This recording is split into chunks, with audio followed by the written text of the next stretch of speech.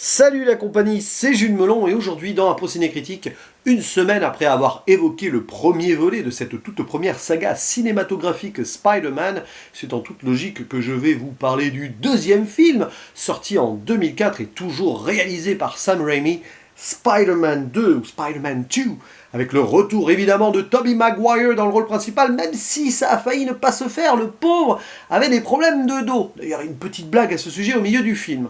De retour également à ses côtés Kirsten Dunst, James Franco, Rosemary Harris ou encore J.K. Simmons, et un nouvel antagoniste, le Docteur Octavius ou Octopus comme vous voulez, interprété par Alfred Molina, un acteur qui avait plus ou moins fait ses débuts dans Indiana Jones, les aventuriers de l'Arche perdue. Alors ici on se situe, pour faire simple, 2 ans après les débuts du premier film, bref, Peter Parker est devenu étudiant et il partage sa vie entre un petit boulot de livreur de pizza qui fait très mal, ses études où il a du mal à se concentrer, et à cause de ça il ne peut pas vraiment payer son loyer, et puis son rôle de pigiste, photographe de Spider-Man pour le journal de Jonah Jameson. Et forcément, sa vie personnelle est devenue un désastre depuis la fin du premier Spider-Man. Alors, évidemment, je vais spoiler celui-ci, mais bon, si vous êtes là, c'est que vous avez vu le premier film, c'est logique, où il a rejeté l'amour de Mary Jane pour pouvoir se concentrer sur sa vie de héros et donc garder son côté privé à l'écart, pour pas mettre donc ses actions en danger. Il est avant tout Spider-Man, il n'est plus vraiment Peter Parker, et donc ici le film s'ouvre sur ce dilemme-là, où il a du mal à exister en tant que personne propre, alors qu'à côté il réalise des toujours magnifiques exploits, etc.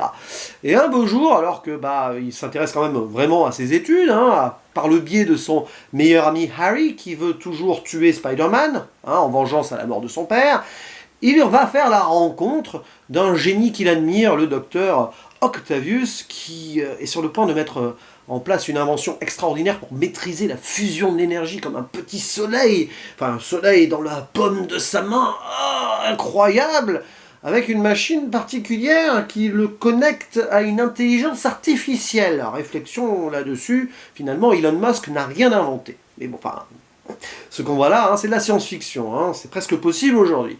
Évidemment, ce monsieur va avoir des rêves, une sorte de folie des grandeurs, mais ça part d'un bon principe, et avec son épouse, ils ont sacrifié leur vie pour en arriver là, et puis la démonstration va mal se passer, clairement.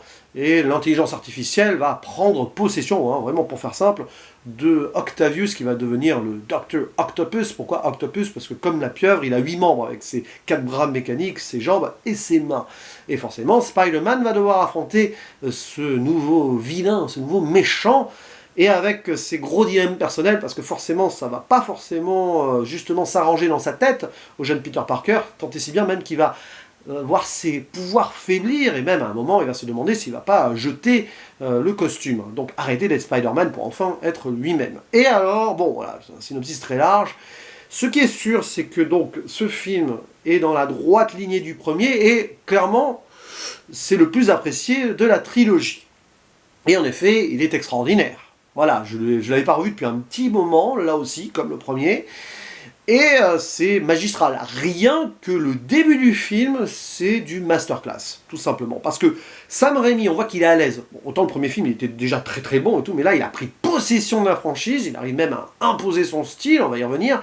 Mais donc, dans les 20 premières minutes, 30 premières minutes, on te place le décor en mode tragédie existentielle, mais aussi humour. Voilà, cette scène dans l'ascenseur, par exemple, ou quand il livre les pizzas. Il y a un équilibre extraordinaire qui se fait ici, comme on ne le fait pratiquement plus dans les films de super-héros, où ça, voilà, disons que ça jongle assez mal entre la tragédie et la comédie par moment. Là, c'est juste parfait. Et en plus, voilà, on s'attache de façon supplémentaire, je trouve, à Peter Parker, avec un Tobey Maguire qui est encore plus dans le personnage, qui mûrit en tant qu'acteur avec son personnage. Tout le monde est au diapason, et puis voilà, et puis ce qui se passe après avec Octavius, et la musique de Danny Elfman, j'en ai pas parlé dans ma vidéo du premier opus, tant c'était évident, mais là c'est d'autant plus fort. Il y a des moments, il y a même presque cette touche Batman de Tim Burton, avec le repère d'Octopus et tout, enfin, je sais pas s'il y a des clins d'œil, mais bon, forcément ça rappelle d'autres grands films de super-héros. Et c'est parfaitement géré avec évidemment ce méchant qui n'en est pas vraiment un, et c'est ça aussi que j'adore dans ce film, c'est que bon, à l'image du Green Goblin, du Bouffon Vert. On a un homme ici qui est perdu par sa dualité, et aussi par les rêves qui se sont évanouis sous ses yeux, mais plus que cela, je ne vais pas en dire plus pour ceux qui n'ont pas vu le film. Et voilà, on sent qu'il est tout simplement possédé par ses rêves anéantis, et aussi par cette intelligence artificielle qui le contrôle. Donc ça fait une belle réflexion aussi sur notre avenir potentiel, l'homme, la machine, est-ce que... Voilà, bref, ici. Donc finalement, Octavius n'est jamais vraiment méchant, même si il a eu donc cette folie des grandeurs, hein, comme il le dit, hein, le soleil, l'énergie du soleil dans la paume de ma main. Voilà, il n'a pas su arrêter à temps une expérience qui tournait mal. Et très fort, donc ce qui va se passer derrière, bon, je ne vais pas en dire plus. Et puis, voilà. Et puis, autre équation, enfin, qu'est-ce qui vient rajouter à ce film de très bonnes choses, c'est que y a Harry, toujours, hein, le meilleur ami de Peter et fils de Norman Osborn, qui est mort dans le premier film, hein, Willem Dafoe, Green Goblin, et qui va ruminer sa vengeance tout au long du film, et c'est pas en mode je fonce dans le tas, etc. C'est bien construit autour donc du personnage d'Octopus, puisque en gros Oscorp, qui a été repris par le fils, finance les recherches d'Octavius, donc voilà, ils sont un petit peu liés, et par définition, et j'ai envie de dire presque par destin, Harry est destiné à devenir presque un méchant, la nouvelle némésis de Spider-Man, sauf qu'il ne sait pas que celui-ci est son meilleur ami, voilà. Et puis en plus, un peu plus donc, de drame familial avec la tante May qui a des problèmes d'argent. Il va y avoir des découvertes aussi par rapport au passé. Bref, c'est d'une richesse. C'est difficile d'en parler comme ça parce que tout est super bien maîtrisé, la réalisation en prime. Voilà, parce que je vais en arriver là. Raconter les histoires autour de Peter Parker, voilà, ça a été dit et redit maintes et maintes fois, avec donc cette potentielle rédemption de la culpabilité et tout, cette quête existentielle, à un moment l'abandon et finalement le retour en grâce du héros, avec cette scène dans le métro, voilà, extraordinaire, où New York fait corps avec son héros, magistral, bref. Mais alors la réalisation, là où Sam Raimi était déjà très bon dans le premier, ici il se lâche encore plus. Forcément, il est à l'aise, on lui a fait confiance, on sent que sa trilogie est pensée en amont, du moins les deux premiers volets sont clairement liés, et, voilà, on voit que c'est très cohérent. Et donc là, il se lâche. Voilà, il met sa réalisation au service d'une écriture, le fond et la forme sont ainsi réunis pour un petit chef-d'œuvre, hein. Et on va penser à Evil Dead, forcément, l'un de ces grands films d'avant, ce Spider-Man, enfin cette trilogie Spider-Man, avec cette scène d'opération, on essaye de sauver Octavius, et puis tronçonneuse, évidemment encore une apparition de Bruce Campbell d'ailleurs, au passage. Et voilà, il y a des plans débulés, des transitions dans les visages des personnages, etc. C'est aérien, c'est dynamique, rythmé, c'est... Voilà, je pense que c'est encore plus assumé que le premier film, enfin j'ai cette impression-là. Peut-être qu'on lui a laissé encore plus carte blanche vu le succès du premier. Voilà, clairement, les producteurs ont vu qu'il avait fait un super travail, donc pourquoi ici ne pas renforcer la dose? Clairement, ça a fonctionné et on est franchement ici en présence d'un des meilleurs films de super-héros de tous les temps, tout simplement, hein.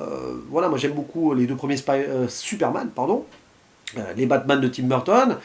Et là, celui-ci, quoi, qui est clairement au-dessus du premier, pas parce que le premier n'est pas bon, il était déjà très bon, mais là, on voit comment l'univers est enrichi, et comment surtout c'est cohérent dans la personnalité de Peter Parker, qui va donc à un moment, c'est pas un spoil de le dire, mais plus ou moins perdre ses pouvoirs. On ne sait pas si c'est psychologique, physique, s'il y a une allégorie de la transition vers l'âge adulte, voilà, etc., hein, avec les responsabilités, et puis finalement l'abandon de ses rêves, on continuer, voilà.